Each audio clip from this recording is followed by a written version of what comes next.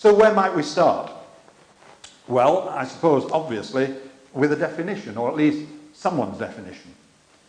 Two people, at least, that I certainly draw on heavily is John West, who's based at Leicester University, and done an enormous amount of work on this, and Hilary Stedman.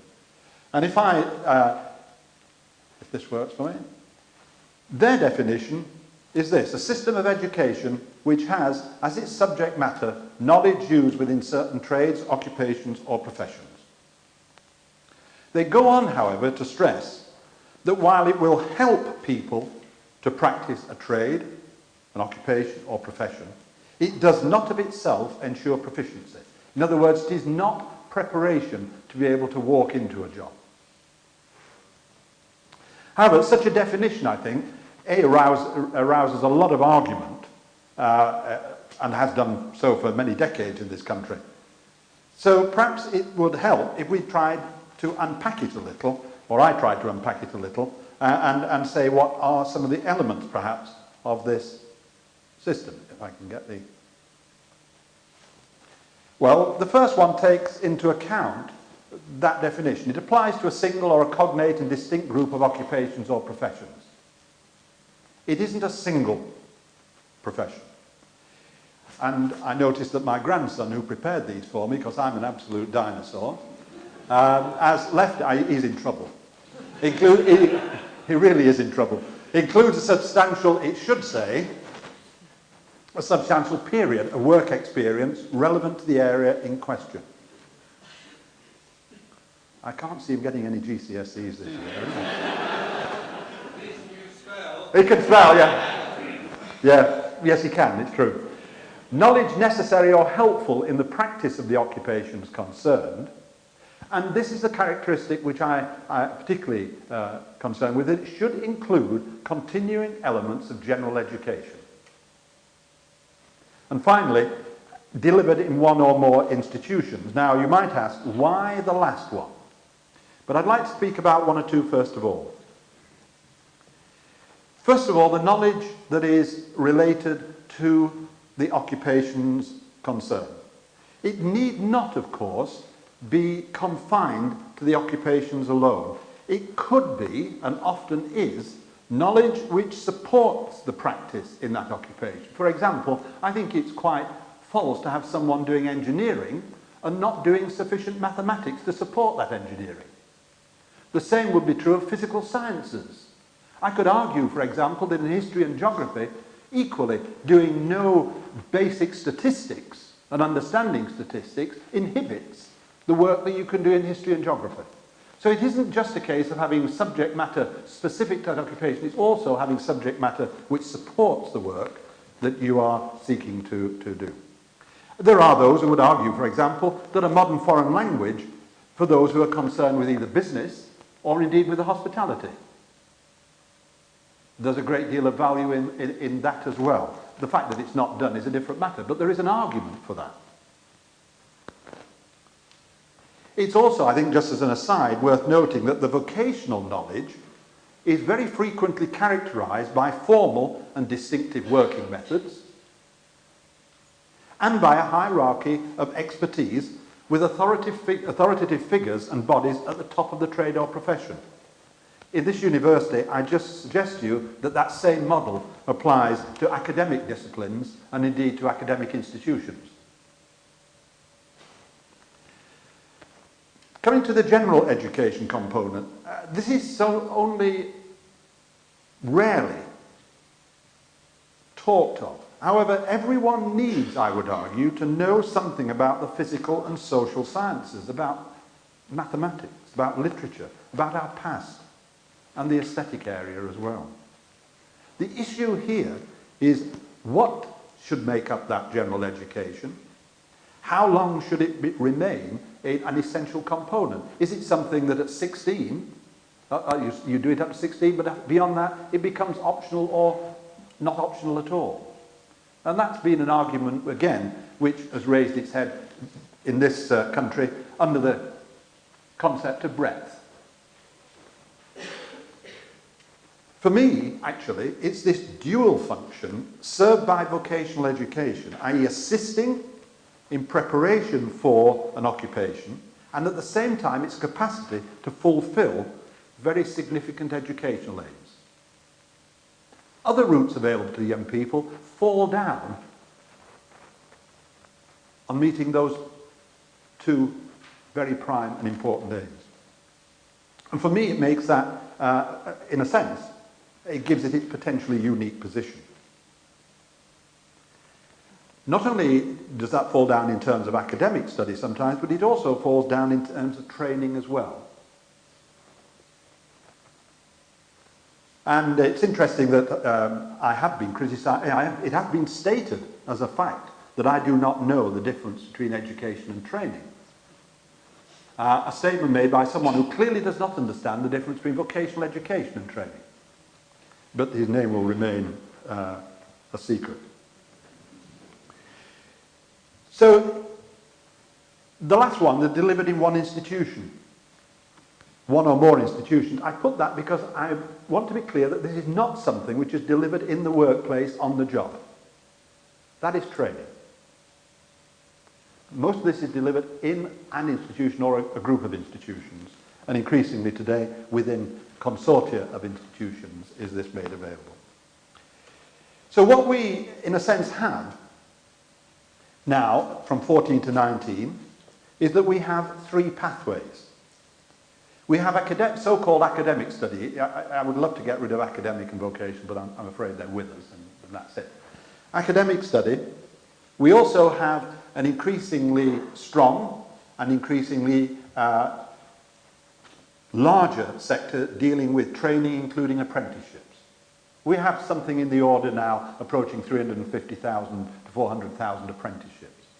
Some of those, as some may know, can be junior apprenticeships which are started at 14. And that raises another issue about breadth and where do you start on job-specific work. But there are junior apprenticeships in some schools at this point in time. Most of them, of course, are with schooling. And the third line would be vocational education. That would be the third line.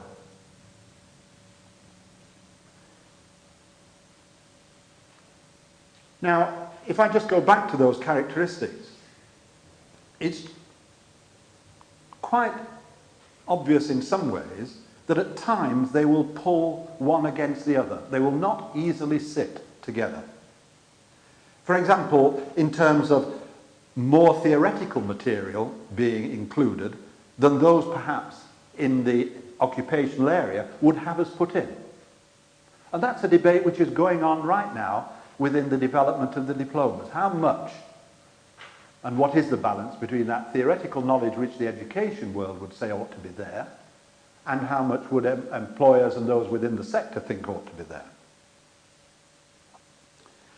And we have seen that same tension in the past. As I've indicated, I see it showing itself again within the specialised diplomas. I suspect, despite those characteristics, I suspect we all have our own views regarding what constitutes vocational education. And importantly, when, in the student's experience, when should that route become available?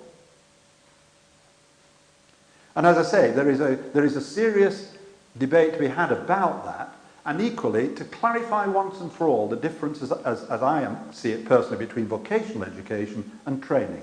What we should not be concerned with in schools, certainly up to compulsory leaving age, is the idea that we are training young people for particular roles, jobs, or whatever.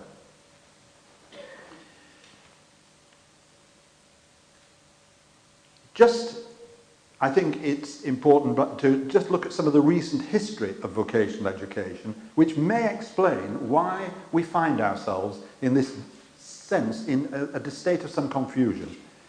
And that confusion, of course, is not just within people's minds about definitions, it's also created by the extent of change and course developments in recent times.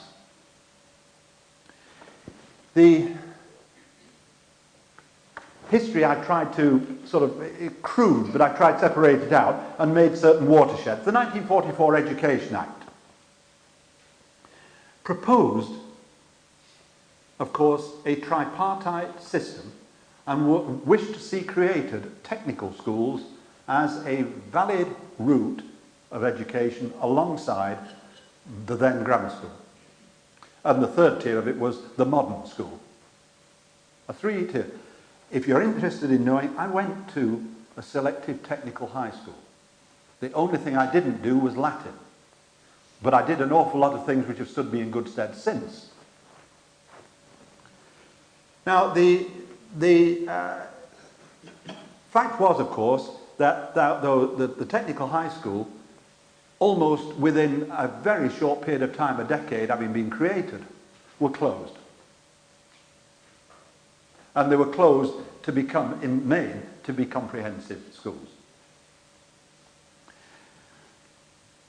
Many, of course, believe to this day that had the Butler Act been fully implemented, properly funded, we would now have a highly valued vocational education route within our broad educational offering to young people.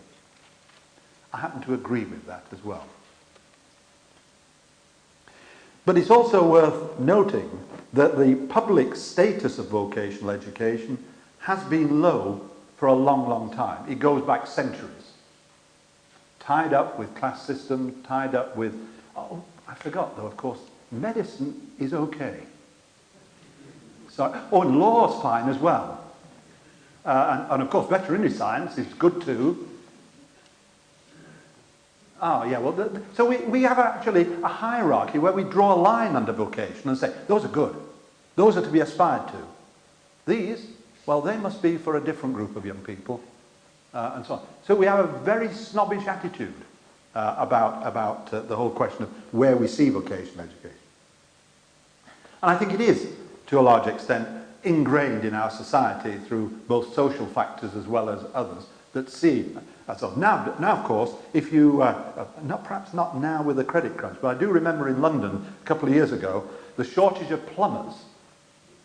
The shortage of plumbers was such that, in fact, they could earn more than they could in other posts, and the local colleges were inundated with people with degrees wanting to become plumbers. You still can't get one, of course, but theoretically they exist. I then went to 1980s, which, either side of that, saw a rash of developments that affected both the schools and indeed the further education, and indeed the training sector. And of course, NVQs were paramount in that. Gilbert Jessup and so on, creating that National Vocational Qualification framework, which was and remains to this day a set of, if you like, a curriculum, if you wish, which was supposed to be for on-the-job training or accreditation of skills already achieved. It was never, ever conceived as a full-time course delivered in an institution. Never conceived as that. That doesn't mean to say the transformation that's occurred to it is wrong. It simply was never designed for that purpose. We have also, I put it alongside it, the GNVQ, the General National Vocational Qualification, which was created to be available at levels 1, 2 and 3 as we now call them. Of course, there was the certificate in pre-vocational education, largely created and established at a time when employment or unemployment was high, and there was a desire on the part of government to keep as many young people in school between the ages of 16 and 17 rather than going on to YTS and all the rest of it, and CPV was thought to fill that gap. Not a lot is said about it these days. And of course, the Technical and Vocational Education Initiative, driven by Manpower Services Commission, not by Education, but driven by Manpower Services Commission, the DTI. And that was, in some ways, in essence, a really strong attempt to get this vocational education issue sorted out. But as it developed and went national, more and more it became diluted in terms of what it was seeking to do. And in the end, we had things like, well, make sure that there's some reference to jobs and industry and commerce within what you're teaching. But there was a lot of very, very good material and very positive ideas within the TVI, which actually, in another form, do live on very, very positively. So that we had a huge rash of those.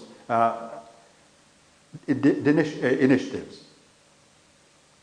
And I think that, as I say, the TVI, it did start off as wanting to provide a vocational education pathway, but got significantly diluted as it went through. Now, GNVQs, just a word, potentially, I thought at the time, a very important development.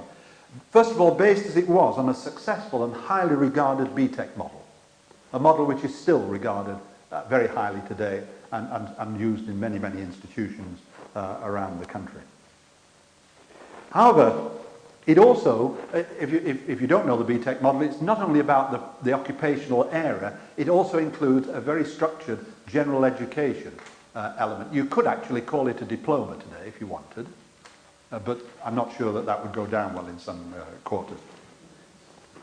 The trouble was that came a point where the key skills, if those of you who were involved at the time remember, the key skills component was actually decoupled from the GNVQ. And it became freestanding to a large degree. And of course, what also happened then was we had a half-size GNVQ, a 6-unit provision. And that, of course, eventually became the vocational A-level. So a very good idea the GNVQ was. But again, it got infected with this idea that what it was about was parity of esteem. And when the GNVQ changed, then all the assessment changed with it, and also did the teaching and learning approaches. And the very essence of GNVQ as a vocational path was lost as a consequence of that change to vocational A-level and the form of assessment. And that, I know at the time, dismayed an awful lot of teachers and lecturers who were finding that provision to be greatly motivating to a large cohort of young people. Change continued, and I've simply mentioned going around about 2000. Curriculum 2000, development of vocational GCSEs and vocational A-levels. We also then had increasing flexibility at Key Stage 4. And of course we're now, yet still in 2007, still in the process of implementing change around the 14 to 19 and in particular the specialised diplomas. The reason I've given that potted history, and there are those here I'm sure who could expand on that considerably, indeed I could, is to indicate how central policy and local development have created enormous change, in my view, without looking closely enough at what they want to achieve and the curriculum needed to achieve those goals. It's been driven in an ad hoc way by different initiatives intended to solve the problem of the day, rather than looking in long-term issues at what we need to do to secure the sort of education framework we need to be able to have every young person achieve the maximum of what they're capable, whatever that happens to be.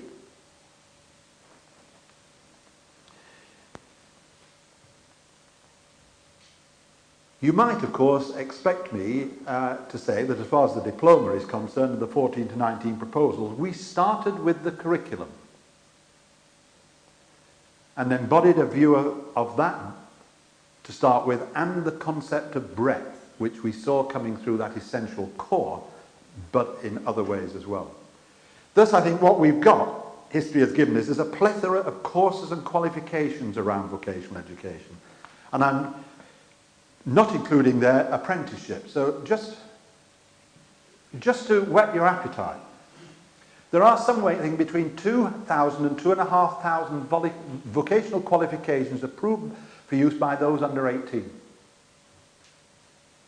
We have 130 qualifications classed as general or vocationally relevant courses. And we have 440 vocational related courses additionally, defined in other ways, and we have 45 different awarding bodies involved with this lot. Now, I think we really do need all that lot, don't we? In a small island, we really do need this jungle. Now, some of those, of course, in fairness to them, some of those awarding bodies are professional awarding bodies, and they have a key role in being the gatekeeper for entry to their profession and the maintenance of the standards associated with that profession. But it is a pretty interesting picture represented like that. That, of course, does not include any of the A-levels, the traditional A-levels, and so on and so on. So when you include those, you get somewhere around about 4,000 different qualifications available. It's hardly surprising, given this jungle, that teachers, lecturers, parents, students, and indeed employers find it problematic in terms of explaining it to the young and what pathways they might or might not take. It's too easy in this situation for young people to enter the wrong course. Too easy to find when they've completed a course that there is no subsequent progression to a higher level. It's equally true that there's provision at level 3 in this area for which, when you've got it, you would expect that you could gain entry to higher education, but can't. So it's hardly surprising for me that this issue is one of, we can't give good advice to pupils. There isn't a simple pathway we can describe to them. We can in the vocational, the academic pathway, we can define it very clearly. Any person on the street will tell you GCSE is an A-level university. And they understand. More and more they'll understand. Leaving school, apprenticeship, job, and so on. But this route, very, very difficult for anyone to give a simple pathway or pathways for young people to understand. So that we have a situation, in effect, in which we cannot give young people progression, or assure them of progression. The content of many of these courses bears little or no relationship to the demands of the employment sector that they might be studying. Very often the employer, whether it's individual or collective representation, has very little input to them. And not surprisingly, if you look at the data, completion data shows a high level of dropout or non-completion of many of these courses. So, in a sense, that's the situation. So before moving to consider the ways forward with vocational education, I want to reflect on the practice in Europe. And there are many good examples of practice in Europe. I'm going to take France as an example, but I could equally have taken Sweden. I could equally, more recently, and if you're really interested, the changes that have been brought about in Denmark in this area have been incredibly effective and have occurred within the last decade. But let's take France. France as the example. The French, surprise, surprise, have 3 pathways. They have the general they have 3 baccalaureates in effect. They have the general baccalaureate, in which you can take 3 pathways, broadly the sciences, the humanities.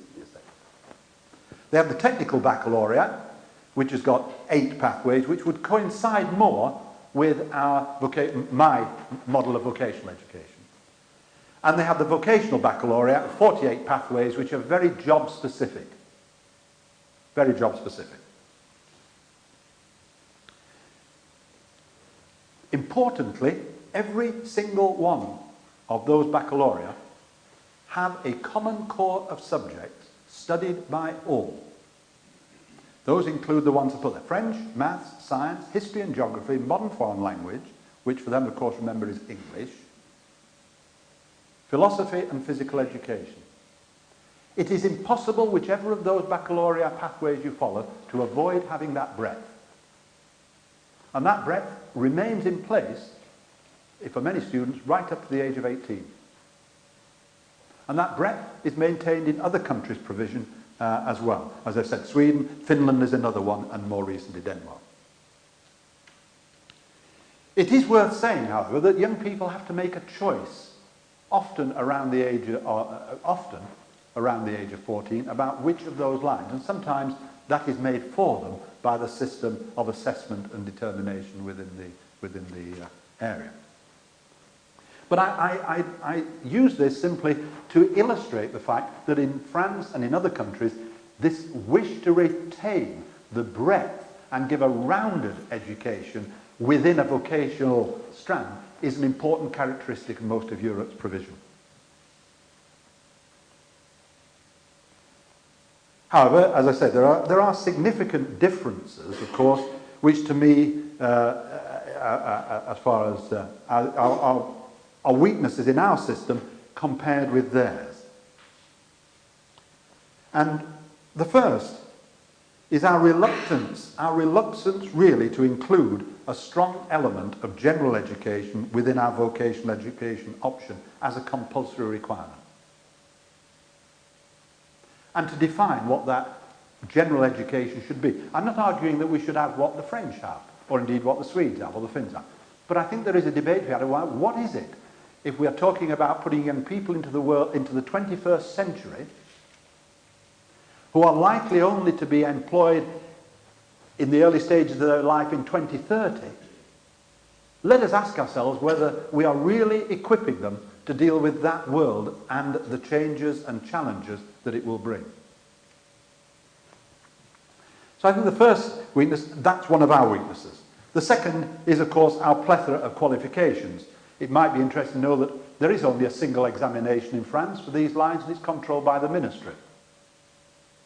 I'm not sure that we would want that here, because we would always be wanting to accuse politicians of some form of manipulative skills in terms of either the content or whatever. It will not surprise you that when the national curriculum was being prepared by Kenneth Baker and so on, one of the biggest arguments of the day was, where does history finish?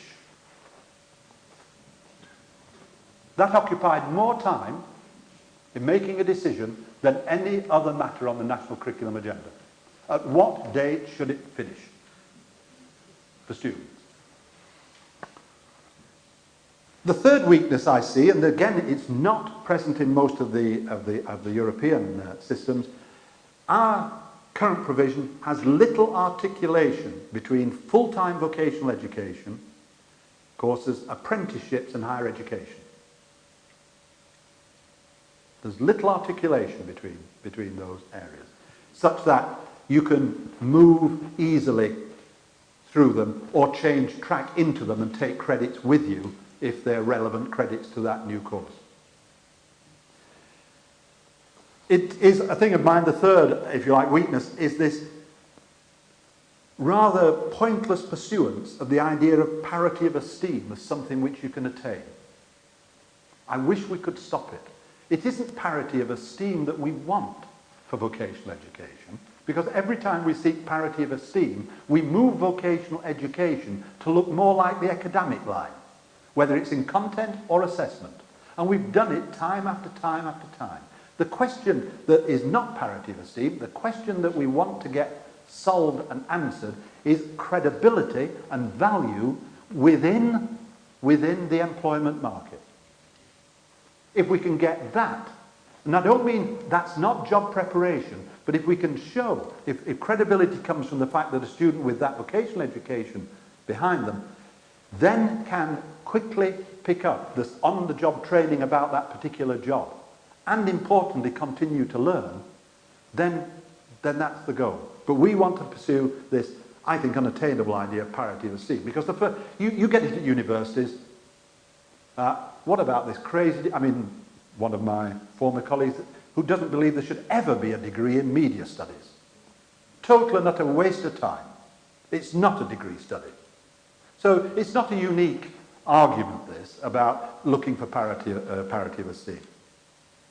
And the final thing that bothers me about our system, and it most certainly is not embedded into the European systems, is in some cases we see vocational education as appropriate for those of either less than the highest academic ability or for those struggling with any form of schooling. And of course it gets tainted in that way, therefore. So, perhaps, where should we be going? Well, in part, I think I've actually set out already some of the directions. The first, I believe, is that we should and need to clarify the purpose of vocational education. I worry, for example, that the specialised diplomas, dear to my heart in many ways, I'm already seeing the question of more and more theoretical content being put into it at the expense of the vocational knowledge. And my worry is that they could end up being neither fish nor fowl as a consequence. And the second thing which worries me is the statement that was made, amazingly, that you could do your work experience in any sector you wanted. It didn't have to be within the occupational areas that you were studying. Anybody, if you told them in Europe that that was what was going to do, they'd say, well, that's not vocational education. It can't be allowed.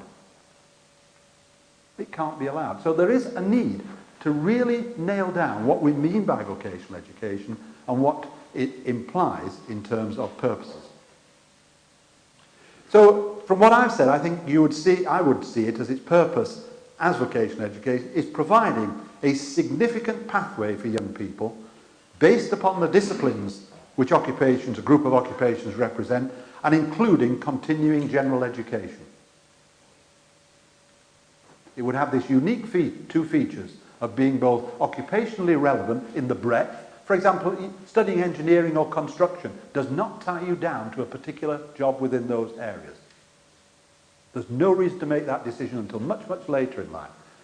So it has that unique capacity to develop knowledge, skills around a group of occupations, and at the same time have a strong general educational input. And I think that makes it unique compared with either of the other two routes that we have. We try, of course, to do that by saying, well, everybody should have a little bit of vocational work, even if they're doing largely academic. We have a mix and match philosophy, or policy, rather, that seeks to do that. But actually, in the end, it's not very successful, and really, to a degree, is almost pointless. Other purposes, of course, have been put forward by governments, or indeed by the education sector and society at large. The obvious one, as I've said already, is that vocational education is for those who have difficulty with school or for whom academic study is too demanding. So that's its purpose. Well, if you give it that purpose, I think you distort it enormously. The second centres around the entitlement of all young people, as I've said, to having some vocational education. And that, of course, very often today in the national curriculum is defined in terms of work experience, careers education and guidance. If you do it, the whole idea of creativity and enterprise. These little bits that get put into the curriculum. Or you have those who are following a very broad general education, so-called academic route. Well, you can have a little bit of vocational. You can do that course. So if those are wrong and we have established a purpose, then in a sense, what should this provision look like? Oops, gone too far. It should have another. Yeah. What should be the elements? Well, I think it, first of all, has to offer full progression right through the levels, and here we would have a real level 1. I find young people reflecting on the fact that for many of them, the only way they can gain a credible level 1 qualification is to fail level 2. That's the reality of our system. You don't get level 1 by working towards level 1. You get level 1 by failing level 2. Now, whoever thought up that? Politicians, of course. But we have to have distinctive levels 1, 2 and 3, and I would argue for a foundation level such that it's there for those with special educational needs and the system is inclusive rather than exclusive. So we want full progression to level 3 and the prospect, not the certainty of entry to higher education, but the prospect of entry to higher education. I want that vocational education provision to articulate clearly with labour market needs and particularly apprenticeships. But that will require an awful lot of revision of apprenticeships. They're incredibly varied in their length, certainly around the technical certificates that make up the apprenticeship, they can vary from a few hours to hundreds of hours. Therefore, I'd like to see those so that we have a system which doesn't cut off pathways to young people at any point when they may be deciding that they want to change route. It would, for me, include significant content appropriate to the occupational area. There'll always be a debate about how much, but that's a debate we have to have with every subject in our curriculum. So it's not a topic that we haven't tackled before. So it includes content appropriate to the occupational area. For me, it includes general education, particularly a minimum level of attainment in maths and English. Now, fortunately, one of the propositions we made was that there should be something called functional mathematics and functional language. We argued that you shouldn't be able to get GCSE A star to C unless you could show an appropriate level of competence in that functional. You may be surprised to learn that at the time we were doing this work, a significant proportion of young people gained GCSE mathematics A star to C but failed the basic numeracy test. Now that is not a criticism of our teachers. It is a result of the syllabus and the assessment methods. Absolutely clear about that. It is now the case that those functional skills qualifications are available and they are freestanding. You can, of course, get the full GCSE, but you can't get it without having the necessary level. But you can get it separate from GCSE. And for many young people, that may well be the first taste of success in mathematics and English. They may then go on to be successful subsequently at GCSE, but it would be a taste of success. I think that the general education that is devised should be in some way related to the vocational area. What we cannot ignore is that for many young people, the first word they talk about in 14 to 16 education is, what's the relevance of this? Why am I doing this? I can't see any relevance of this to what I think I want to do subsequently. And yet, it doesn't require a great deal of effort, but it does require access to resources and some time to find ways of bringing that subject, that particular subject, into and alive with that particular content appropriate with the occupation area. I've seen young 15-year-olds who hate maths and English in a course on construction in a further education college, faced with the question of, you are now over this next week going to build from scratch an outdoor barbecue with bricks and all the rest of it, and the first thing they've got to find out is how many bricks do they want. Now suddenly maths is real.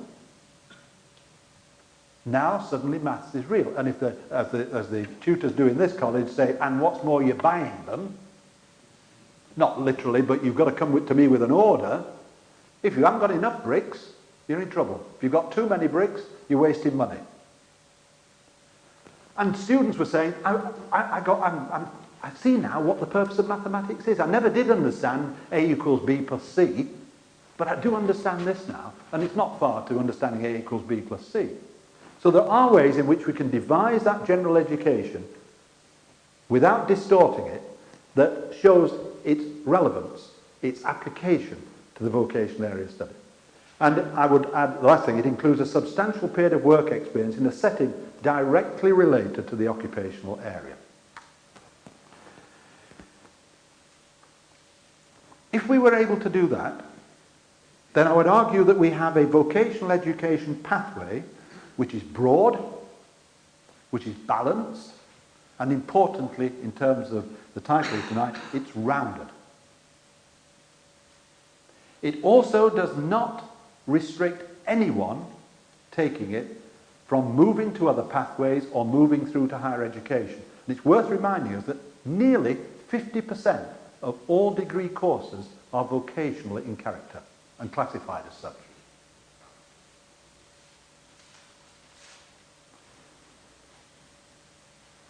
I think that rounded, broad, balanced approach to vocational education is most certainly essential up to the age of 16.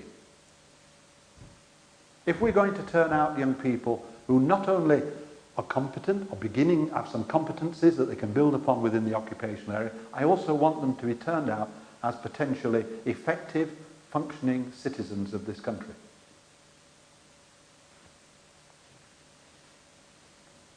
I think the question of whether we should continue with that post-16 remains an argument. Every time we've tried to introduce breadth post-16, it's failed. The last attempt was Curriculum 2000.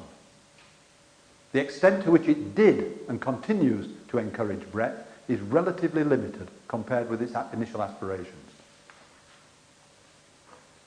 But it is an argument, there is an argument, even post-16, for retaining elements of general education where they support the occupational study.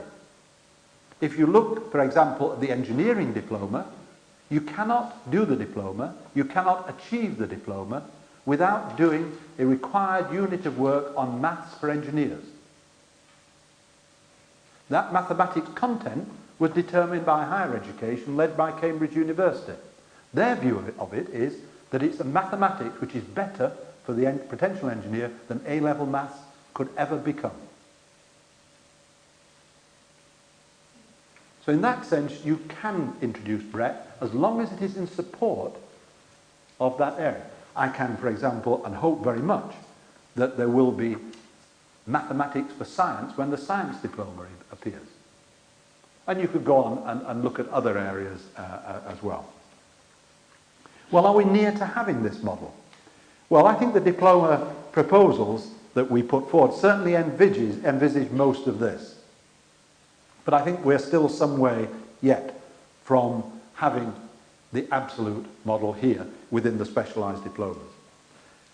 I think there is still an issue about the general education element remains very variable for young people, what they actually get under that heading. Because the diploma occupies probably about 50% of the time in a week. The other 50% has to encompass the compulsory elements of the national curriculum, English, maths, science, and all the other bits that have been thrown in. And, of course, whatever other bits of entitlement, as it's called, the student can manage to do or is offered.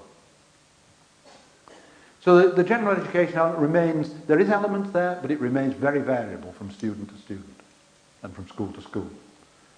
There remains little articulation with apprenticeships, though, as I said, these would have to be really looked at very, very significantly, and maybe in some ways the specialised diploma changed to allow that articulation. It doesn't seem to me defensible that one can do an apprenticeship within the construction industry, but not, if you wanted to, have the diploma in construction as a formal qualification. It doesn't seem that that makes sense at all. If we can tackle these issues, and I think we can, then I think for the first time we could have a strong and credible vocational education pathway,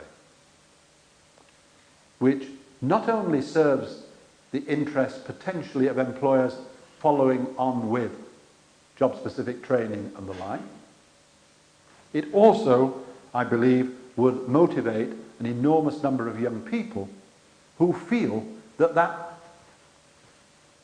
framework of relevance is an enormously motivating factor in their learning and their desire to continue learning.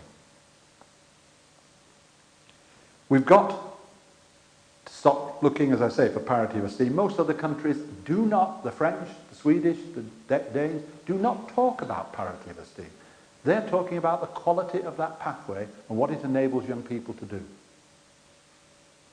rather than can it be like the other one.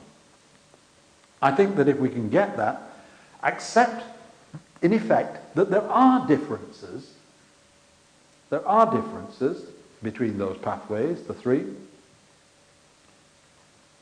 but our job is not to make vocational education more like one of the others that we think is more credible, but make it credible in its own right. And that is going to require an awful lot of work with parents, with students, teachers, lecturers, and indeed in some cases with employers. The other thing that we need to address within this is we must look to improving performance at level 2. both for those tackling it for the first time and for those seeking to achieve it at second or later attempt. Why do I bring that up now? Well, all the evidence shows that the payoff in terms of jobs and salaries comes at level 3. That's where the real payoff is. OECD work and all the rest shows it's minimal return at level 2. The real is level 3.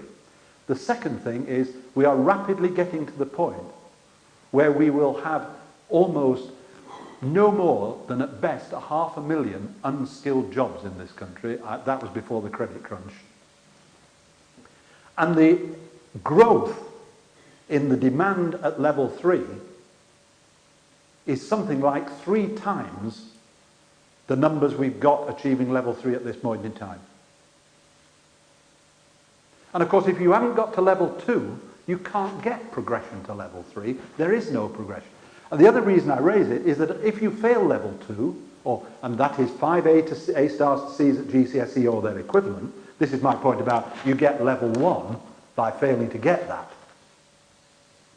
There is very little provision which enables people to get that level 2 beyond resitting GCSEs. And that is not, as proved over years, not to be a particularly successful journey for many, many young people. And I think that is, and we are not good. For example, the proportion of our students who get level 2 is still below 50%. It's round about 46%. So they're a minority.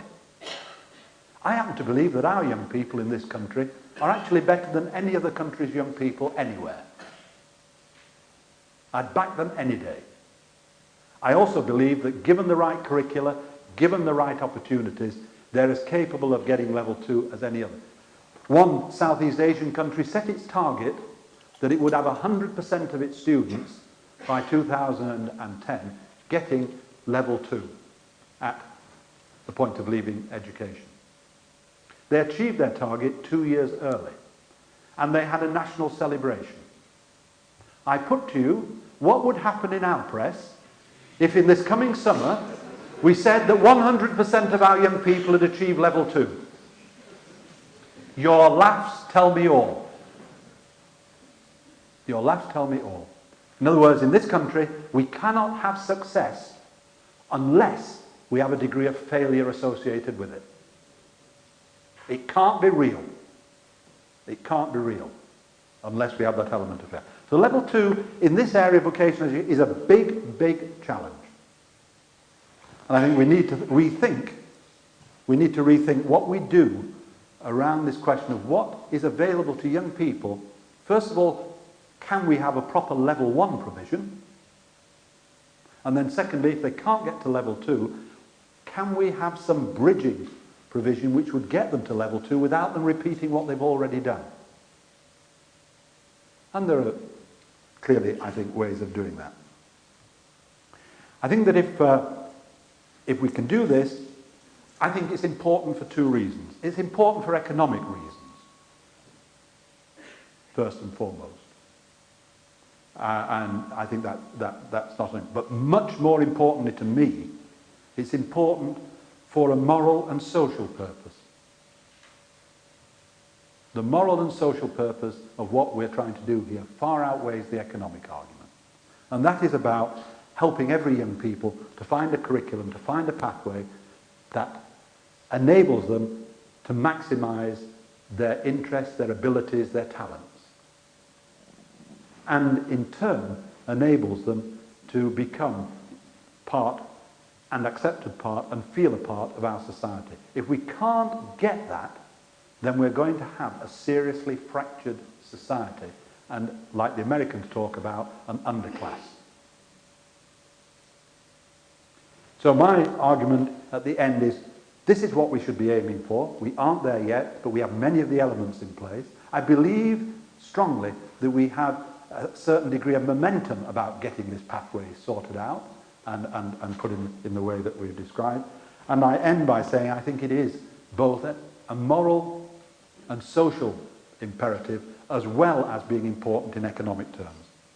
I believe it's a goal that's worth striving for. and one which our near neighbours in Europe have shown for many years is both possible and beneficial. And therefore, I think we should work hard to get it within our education system, working together across the whole field, working together to do this. I think if we can achieve that, as well as making me fairly happy, but that's not important, I think it will be a tremendous testimony to Anne and her beliefs in the whole of balanced, rounded education and vocational education. Thank you very much, ladies and gentlemen.